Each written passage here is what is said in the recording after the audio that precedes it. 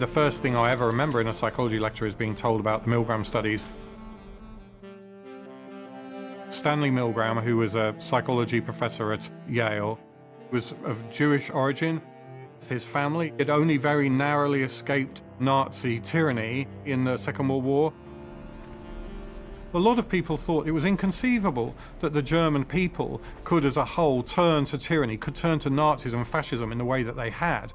And yet what Milgram's contemporaries had observed was that a whole nation was in a way swept up in this tide of hate. So Milgram's kind of motivation was to understand to what extent could ordinary people be turned to perpetrators of tyranny and evil. An experiment is being conducted in the Elegant Interaction Laboratory at Yale University.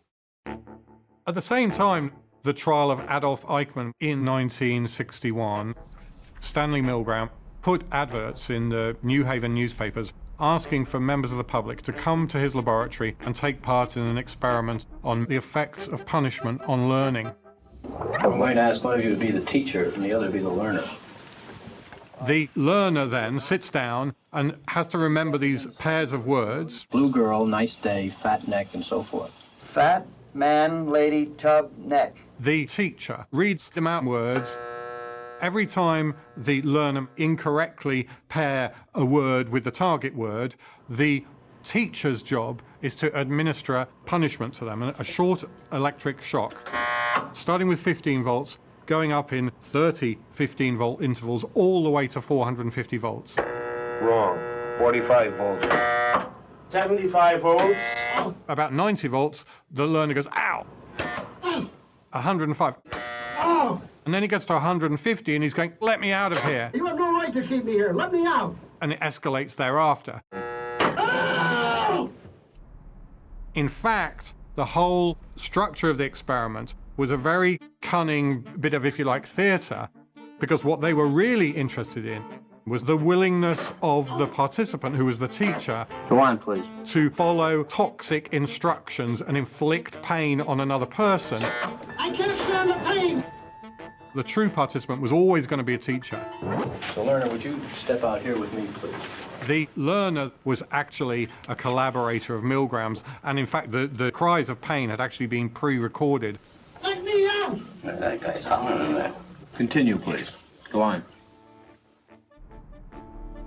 Interestingly, when you go through the archives, a critical piece is what Milgram did to make them want to do what they did.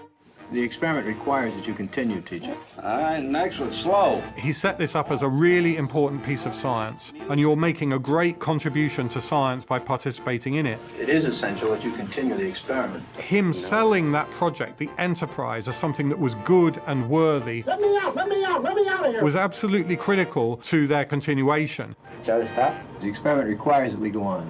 They saw his goals as worthy and valid. They saw the science of the study as important.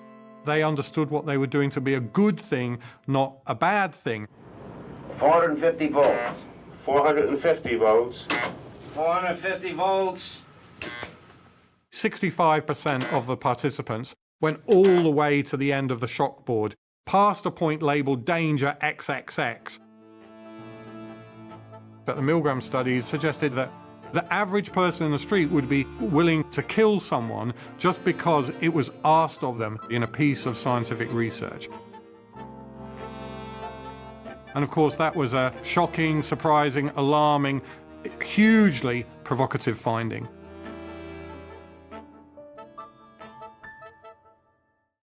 $450 volts. A substantial proportion of people do what they are told to do, so long as they perceive that the command comes from a legitimate authority.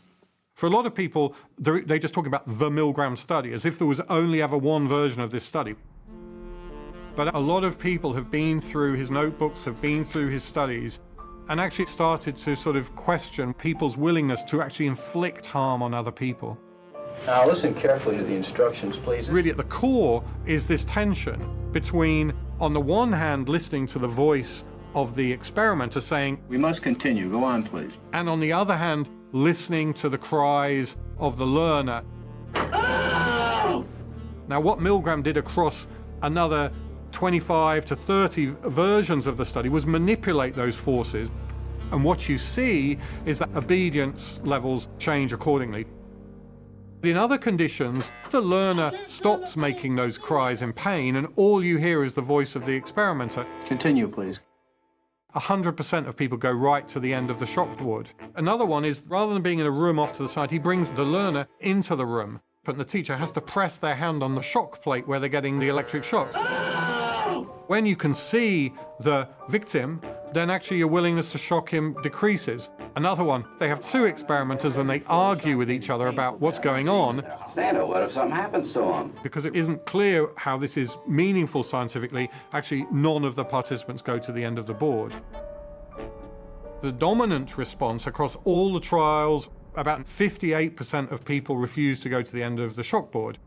So actually, disobedience is a key part of the narrative in some versions of the studies.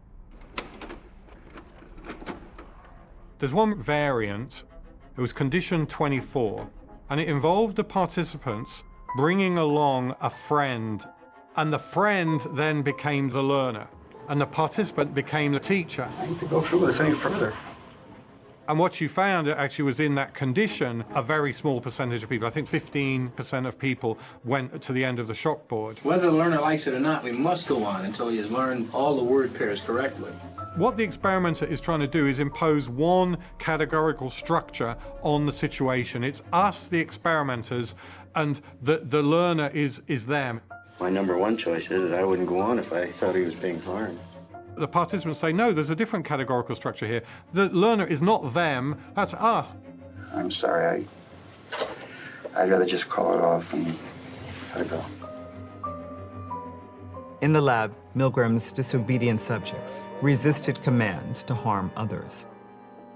But what about in the real world?